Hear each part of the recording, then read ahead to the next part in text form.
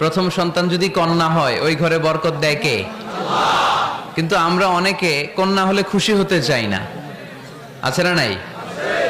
এগুলো জাহেলদের স্বভাব, জাহিলিয়াতের অভ্যেস। ছেলে হইলে অনেক খুশি, এলাকার সবাই মিষ্টি খাওয়ায়। মেয়ে হইলে চেহারাটার বাংলা পাশের মতো এরকম করে ফেলায়, আছে না নাই? না, ছেলে দেয় কে? মেয়ে দেয় কে?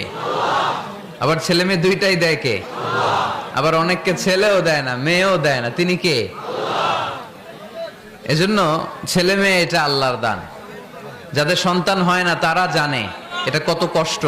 অনেকে আমাকে পার্সোনালি বলে, দোয়া চাই হুজুর, 15 বছর বিয়ে করেছি, সন্তান হয় না, দোয়া করবেন। দোয়া করি এদের জন্য, এদের অন্তরে অনেক জ্বালা। একটা মেয়ের জীবনের সবচেয়ে বড় পাওয়া, সে মা ডাক শুনবে। মা হওয়ার তার বড় শখ। এজন্য মায়ের মর্যাদা 3 বার, মা মা মা।